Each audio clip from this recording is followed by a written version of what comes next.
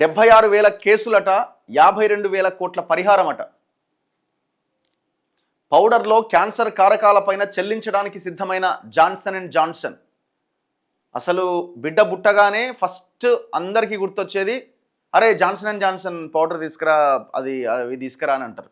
బిడ్డ పుట్టగానే ఫస్ట్ ఇది తరతరాలుగా యూజ్ చేస్తున్న ప్రోడక్ట్ ఇది.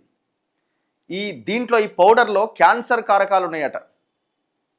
76,000 కేసులు పెట్టిరట. 52,000 కోట్ల పరిహారం ఇవ్వడానికి ఆ కంపెనీ ఒప్పుకున్నదట. Johnson and Johnson baby powder వాడకం వల్ల అండాశయ క్యాన్సర్లు వస్తున్నాయంటూ అమెరికా వ్యాప్తంగా పలు రాష్ట్రాల్లో దాఖలైన వేలాది కేసులను సెటిల్ చేసుకునేందుకు ఆ సంస్థ సిద్ధమైందట.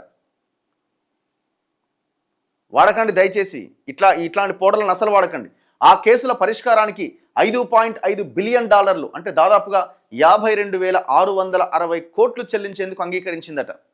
అయితే డబ్బులు ఇచ్చేందుకు ఆ సంస్థ సిద్ధమైన కేసులు వేసిన వారిలో కనీసం 95% మంది ఆ సొమ్ము తీసుకునేందుకు ఆమోదం తెలపాలి. అంటే అక్కడ ఉన్న చట్టాల ప్రకారం. లేదంటే ఇన్నేళ్లుగా కోర్టుల్లో దీనిపై జరుగుతున్న న్యాయ పోరాటం యథాతథంగా కొనసాగుతుంది. కోర్టుల్లో కేసులు వేసిన వారు ఒప్పుకుంటే $3 బిలియన్ 2027 నాటికి, మిగతా సొమ్ము 2028 నాటికి చెల్లించాలని ఆ సంస్థ భావిస్తోంది.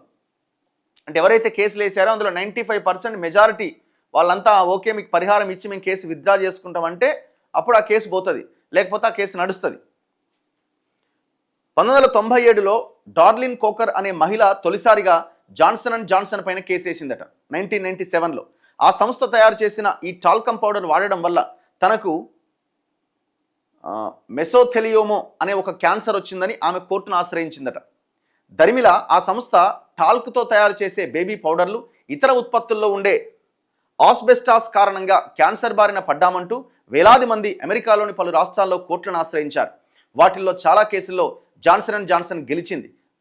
అయినా ఇంకా 76,000 కేసులు ప్రస్తుతం వివిధ కోర్టుల్లో వివిధ దశల్లో విచారణలో ఉన్నాయి. ఈ కేసుల బెడద నుంచి తప్పించుకోవడానికి ఆ సంస్థ 3 సార్లు దివాలా పిటిషన్లు సైతం వేసింది. కానీ 3 సార్లు కోర్టులు ఆ పిటిషన్లు కొట్టేశాయి లేదా తిరస్కరించాయి. దీంతో భారీగా పరిహారం చెల్లించైనా సరే ఈ వివాదానికి ముగింపు పలకాలి అని ఆ సంస్థ ప్రయత్నిస్తోంది. అందులో భాగంగా ఇలా $5.5 బిలియన్ చెల్లించేందుకు ముందుకొచ్చింది. ఇలా చెల్లించడం అంటే తమ ఉత్పత్తుల్లో క్యాన్సర్ కారకాలు ఉన్నాయని తాము ఒప్పుకున్నట్లు కాదని ఆ సంస్థ ఉపాధ్యక్షుడు ఎరిక్ హాస్ తెలిపారు. తమ ఉత్పత్తులు అత్యంత సురక్షితమైనవన్నారు. మరి ఇంతవరకు ప్రభుత్వాలే అసలు అందులో ఏం కారకాలు ఉన్నాయి, ఏమున్నాయి అన్నది టెస్ట్ చేసి బయట పెడితే అయిపోతుంది కదా, ఉన్నాయా లేవా అన్నది. అది పెద్ద సమస్య కూడా కాదు కదా, మరి ఎందుకు చేయట్లే? సో 52,000 crores ఇవ్వడానికి రెడీ అయ్యిందట. అబ్బా, అంటే ఎంత మార్కెట్ అది ప్రపంచవ్యాప్తంగా? ఆ మార్కెట్ ఎంత మార్కెట్ అన్నట్టు.